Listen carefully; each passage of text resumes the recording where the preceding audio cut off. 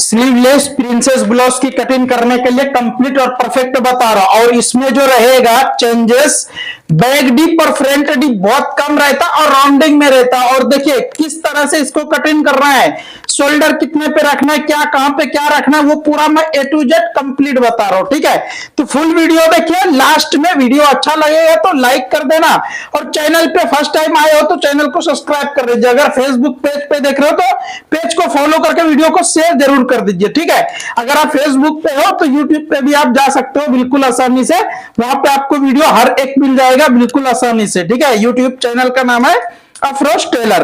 तो चलिए मैं आगे बढ़ने से पहले मेजरमेंट बता देता हूं, और इसको कटिंग करने के लिए बिल्कुल अलग कटिंग है। ठीक है, फुल वीडियो देखोगे जब आपको क्लियर समझ में आएगा, क्योंकि कम डिप वाले को शोल्डर कितना रखना है, क्या करना है, वो पूरा आपको देखना जरूरी है। ठीक है, तो चलिए अब मैं कटिंग स्टार्ट कर रहा हूं, उससे पहले मेजरमेंट बता देता हूं।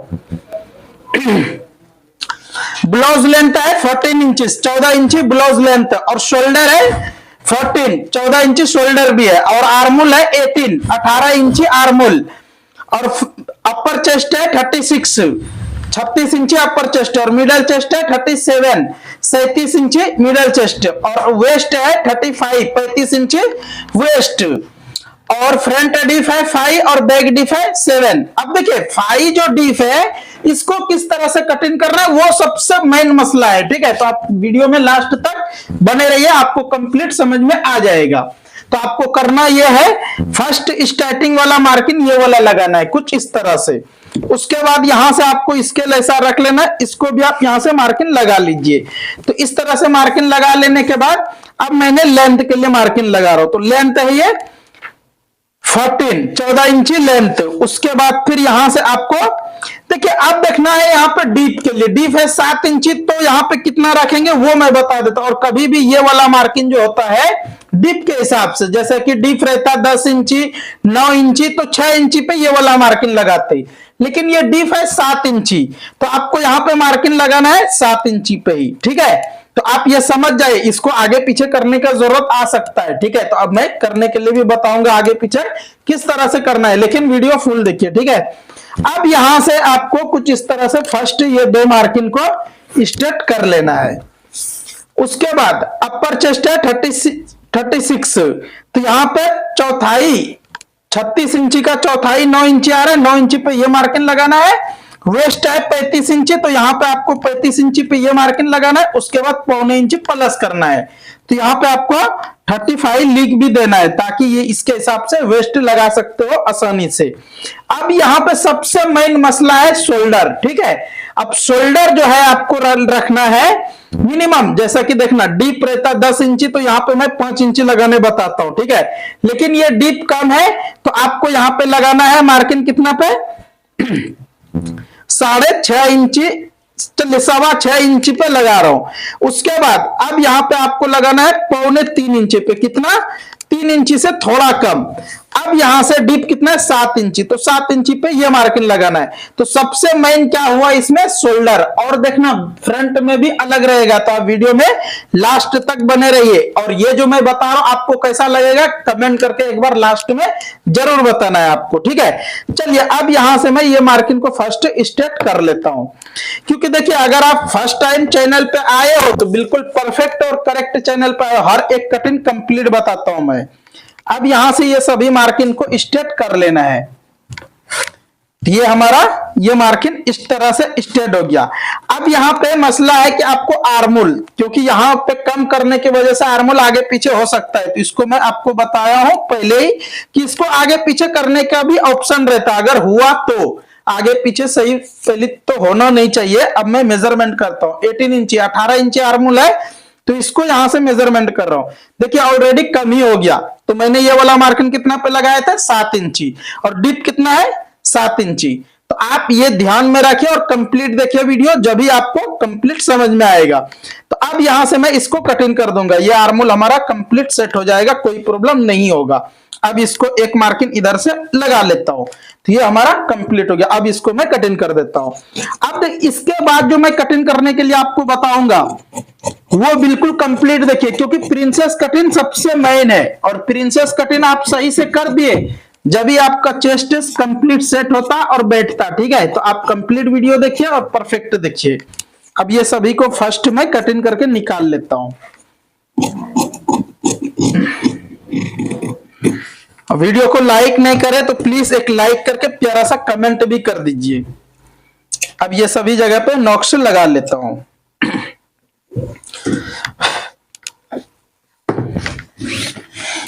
आप देखना प्रिंसेस कटिंग में सबसे मेन रहता है, क्योंकि डीप कम है। ठीक है, डीप कम है तो इसको किस तरह से रखना है, कैसे रखना है, वो पूरा आपको आइडिया आ जाएगा।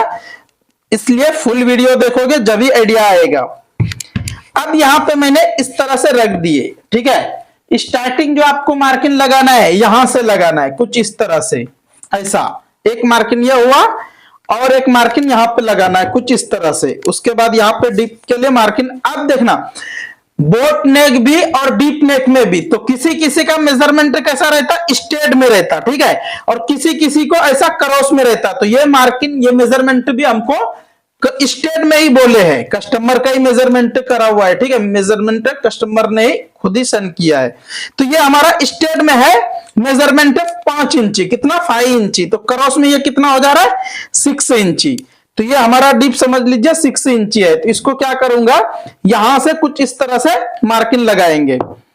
ये मार्किंग तो हमारा इस तरह से रेडी आ गया। ठीक है, ये स्टेट हो जाने के बाद अब यहां से आपको सेब लगाना है, इस तरह से सेब लगा लेना है। ये सेब होने के बाद अब आपको अगर ऐसा लग रहा है कि ये बहुत ऊपर चले जा रहा है, राउंडिंग में सेट नहीं हो रहा है, तो थोड़ा नीचे कर सकते हो, कोई प्रॉब्लम नहीं होगा। ठीक है, तो यहां से आपको थोड़ा सा नीचे कर लेना है, मिनिमम 6.5 इंची पे इस तरह से मार्किंग लगा के इसको यहां से सेब लगा सकते हो, कोई प्रॉब्लम नहीं होगा, कंप्लीट सेट हो जाएगा।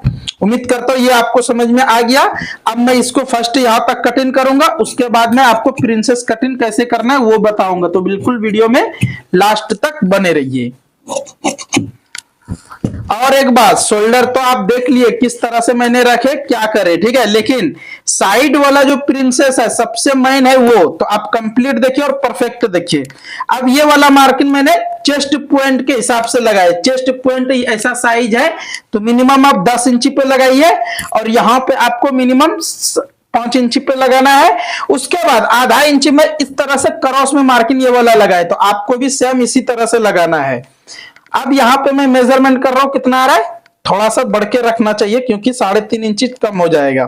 तो मैं 4 इंची से थोड़ा कम पे मार्किंग लगाया और इसको मैं 3 इंची से थोड़ा बढ़ के, मतलब कि यहां पे मार्किंग आप जितना पे लगा रहे हो उससे आधा इंची कम करना है यहां। ठीक है, चलिए उम्मीद करता हूं ये भी आपको समझ में आ गया। अब मैं बैक पल्ला को साइड में रखता हूं, उसके बाद फिर इसको सेब लगाता हूं।